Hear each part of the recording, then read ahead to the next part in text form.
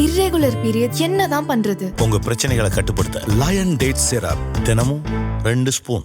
தென்மேற்கு வங்கக்கடலில் நிலவும் குறைந்த காற்றழுத்த தாழ்வு பகுதியால் 2 நாட்களுக்கு தமிழ்நாட்டுக்கு ஆரஞ்ச் அலர்ட் விடுக்கப்பட்டுள்ளது. இந்த காற்றழுத்த தாழ்வு பகுதி புயலாக வலுப்பெறுமா?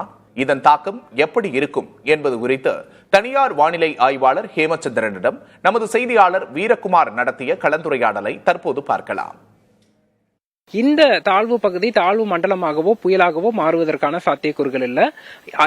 இருந்த போதிலும் பரவலாக வடகிழக்கு பருவமழை தீவிரப்படுத்தும் எதிர்பார்க்கப்படுது. குறிப்பா இன்று மாலை இரவு நேரங்கள்ல டெல்டா மாவட்டங்கள்ல மழை தொடங்கி நவம்பர் 16ஆம் தேதி பரவலாக கடலூர், மயிலாடுதுறை, காரைக்கால், நாகப்பட்டினம், திருவாரூர், தஞ்சாவூர் மற்றும் அதனை ஒட்டி இருக்கக்கூடிய ராமநாதபுரம், தூத்துக்குடி போன்ற மாவட்டங்கள் எல்லாம் பரவலா கனமழையும் ஒரு சில இடங்கள்ல மிக கனமழையும் நம்ம எதிர்பார்க்கலாம். நவம்பர் 17, 18 ஆகிய தேதிகள்ல சென்னை, திருவள்ளூர், காஞ்சிபுரம், செங்கல்பட்டு, புதுச்சேரி, விழுப்புரம், கடலூர், மயிலாடுதுறை, காரைக்கால், நாகப்பட்டினம், திருவாரூர், தஞ்சாவூர் மற்றும் ராமநாதபுரம், தூத்துக்குடி போன்ற கடலோர மாவட்டங்கள்ல பரவலா அநேக இடங்கள்ல கனமழை எதிர்பார்க்கலாம். இந்த தாழ்வு பகுதிக்கு அடுத்த நிலையா நமக்கு எப்போது மீண்டும் மழை தீவிரமடையும்? நமக்கு புயல் இருக்கா?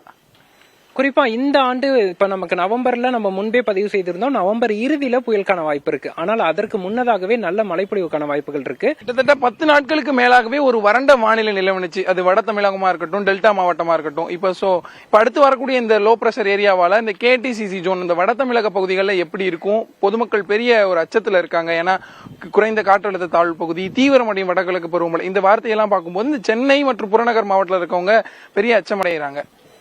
சென்னையை பொறுத்தளவிற்கு பரவலாக கனமழைக்கான வாய்ப்புகளும் மிக கனமழைக்கான வாய்ப்புகளும் இருக்கு. குறிப்பாக நவம்பர் 17, 18 திங்கள், செவ்வாய் ஆகிய 2 நாட்கள் விட்டு விட்டு கனமழை பதிவாவதை நம்ம எதிர்பார்க்கலாம். அது பகல் நேரமாக இருக்கட்டும், இரவிலும் சரி தொடர்ந்து மழை விட்டு விட்டு பதிவாகும் எதிர்பார்க்கலாம். ஆனால் இந்த மழை குறித்து மக்கள் அச்சப்பட தேவையில்லை. இந்த மழைப்பொழிவு நமக்கு சற்று தாழ்வான இடங்கள்ல தண்ணீர் தேங்குவதற்கும் போக்குவரத்து இடையூறுகள் இது போன்ற சிரமங்களை ஏற்படுத்துமே தவிர பெரிதாக மக்களை அச்சமூட்டும் அளவிற்கு இது பெருமழையாக அமையாது. வானிலை குறித்து உங்களுடைய கருத்துக்களை பகிர்ந்து கொண்டமைக்கு நன்றி ஹேமச்சந்தர். இர்ரெகுலர் பீரியட் என்னதான் பண்றது? உங்க பிரச்சனைகளை கட்டுப்படுத்த லயன் டேட் சிரப் தினமும் 2 ஸ்பூன்.